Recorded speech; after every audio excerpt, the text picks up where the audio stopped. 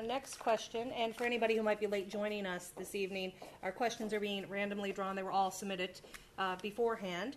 Our next question is, what is one way Truro Town Council could run more efficiently? And Kelty, we'll start with you. Well, I think I'd enforce the piece in the bylaw that says that if everybody has a copy of a report, it does not have to be read verbatim into the record, which is something that takes up a fair amount of time at the council. Because there's ways of making all of that accessible to people, right? You can have that available. I think it would be much more efficient if the agendas were widely distributed. People had the information available ahead of time. I think while it might not necessarily make it more efficient, it would make it much more open and accessible and participative if the meetings were held at a time when people who work typical business hours could attend without taking vacation time, without having to set aside some special time to come in the middle of an afternoon. So those are some of the things that I would look at. Okay, and Bill? We've talked about moving town council to an evening meeting, and you know what? If people will come, I'll try it for 6 months. Nobody shows up, we'll go back to the way we are. And I'm not particularly interested in having a town council meeting that runs till 1:30 in the morning. Okay, so you know, as far as efficiency is concerned, I would challenge anybody, to come in and try to do a better job. You know, you're dealing with personalities, and you can't make people read their reports, okay? And a lot of times, because it is on television, there's a lot of grandstanding. People, at the last council meeting, it was pointed out that questions are asked by councillors who already know the answers, okay? So that's a tough one. But nevertheless, I think for the most part, we do a fairly good job, and if you didn't have the cameras there or the Blackberries, you'd probably be much more efficient. Okay, thank you. Our next question, we'll start off with Bill responding to it. Does the town of Truro need a public transportation system? And if so, who pays for it and how? Sure, we need a public transportation system. Who pays for it? Whoever's watching that lives in the boundaries of the town of Truro. We did the study, and the study points out it'll be $5 million to set it up, and then you're going to have an annual operating cost. Those costs would be shared if Colchester were agreeable to start the process. So that's the, if you will, the Cadillac system. We did have a meeting at the farmers market about, I'd say, a month and a half ago. One of the things, we do have somewhat of a small transit system in town now, which is CTCL, and certainly they're already set up, and they do have buses, and we can work with them. One of the things I get very afraid of is that when we do set up a public transit system, we go in direct competition with private business, namely your taxis, and certainly that's a concern. But anyway, if you want to look at an annual operating cost of $500,000 a year, split two ways, $250,000, you're probably looking at about 5 to 6 cents on your tax rate, commercial and residential, to keep it going. So that's something that's going to require a lot of study, and right now I'm not in favor of it because we just don't have the population base.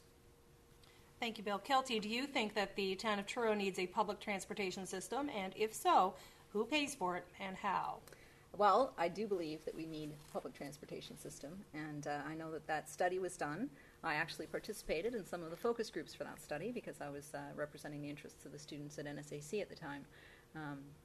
I actually never got a copy of the study as a participant in the focus groups. I didn't know it was being discussed at the council until after it was being reported in the paper that they discussed it and dismissed the idea. And at that meeting at the farmers market, there was a comment made that there were more people there at that meeting because then had shown up to show an interest in the discussion at council. Of course, that meeting was at 5 o'clock in the evening and not at 1 o'clock in the afternoon. I think that there's lots of ways to pay for it, and I think there's lots of creative ways of doing this, that it doesn't have to be kind of a cookie-cutter approach. There's many communities in Nova Scotia that have lower population than we have that have collaborated together to create transit systems. It's not impossible. It's something that we can do. There are federal grants out there. There are agencies out there that will help with this. There's all kinds of collaboration and partnerships that we can create that would help to support a transit system. And if the transit system is successful, it will generate some revenue that will help offset some of those costs. So, And So you're, Bill? so you're willing to raise taxes in order to subsidize a public transit system? I'm willing to explore funding options instead of just dismissing it out of hand. Thank you. We will move on to our next question. Kelty, what is your opinion on the issue of municipal amalgamation between the town of Truro and the county of Colchester, and why? Well, the issue of the town and the entire county, in my mind, there's too many differences between what the needs are in the rural communities and what the needs are in the more urbanized communities. You can see that in the Halifax amalgamation that was really sort of a forced amalgamation. It's created many different problems, all kinds of different challenges and controversies and ways that people aren't feeling as represented as they did in the past. And I think that that's unfortunate, and I think it's creating a forced amalgamation is not a solution for any of the communities in Nova Scotia.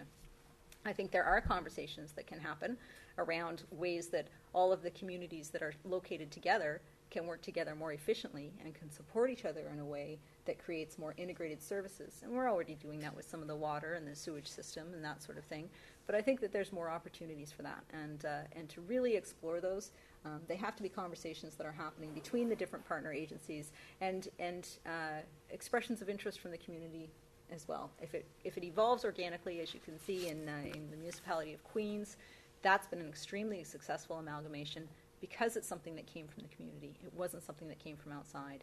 If there's people who are interested in this, I'm absolutely willing and interested in having the conversation. It's not something I would rule out of hand, but I also go into it with a real understanding that there are challenges to it and that there's good examples of how not to do it already. It's something that we have to talk about very, very carefully and consider all of the different options before we would ever move forward with anything. Bill, your thoughts on amalgamation between the town and county? This has been going on for a long, long time, and basically, I think between the county and the town, and even the village of Bible Hill, who is a very important player in this mix, on the surface, on paper, looks like a good idea. But as you know, the province covers the cost of roads in the county, and if you were to put together amalgamated super town, if you will, your cost for road maintenance, repair, and replacement would go up exponentially, which would just be beyond anything that we could ever afford. The cost of doing that right now for the town, we're responsible for our roads and our sidewalks, and that takes out a fair chunk of our money. Not only that, but you have your service pipes underneath those roads, and you know, a lot of them are in the 100-year-old range, and it's very, very expensive.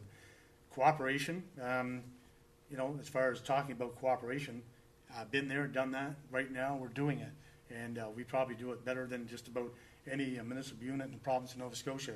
We cooperate on industrial promotion, we cooperate on recreation, we cooperate on water services, and you know, we did bring up about policing services one time. That's why the police station is designed as a regional station. So, you know, those things, we have great working relationships with both of our municipal units, and there's no reason to believe that won't continue. It'll be necessary in the days ahead. Okay, thank you very much. And our next question is, if elected mayor or re-elected, how would you balance the need for business growth and development with health or other related concerns from residents? And this question will start with you, Bill. Well, we wouldn't have public transit, so everybody would have to walk so they get healthy real quick, lose lots of weight.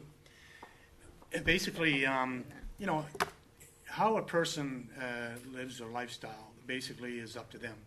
And certainly we have the new Douglas Street Recreation and Culture Center, probably one of the best things that have come out of the town of Truro taking over the old schools.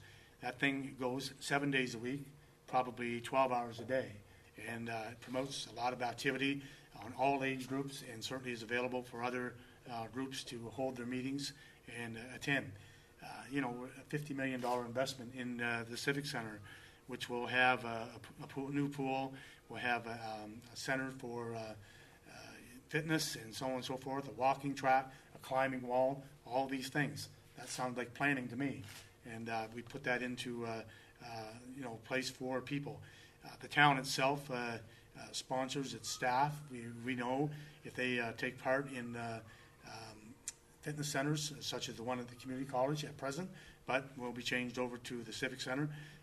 We have a healthier clientele or staff, then basically in the future it'll reduce our cost on medication and other things. So yeah, we're all in favor of that. We do that, and that's why we have a sustainability plan, and that's part of all we do. And we also have the 1,000-acre Victoria Park and some new tennis courts on the way for people 10 years and under. So away we go. Kelty, if elected mayor, how would you balance the need for business growth and development with health or other related concerns from residents?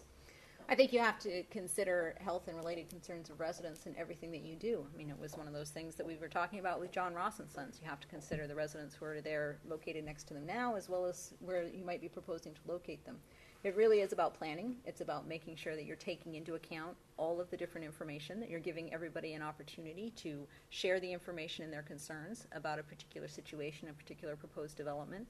I think as we're looking at new developments and we're looking at ways of bringing industry in, we need to be considering, how do people get to work?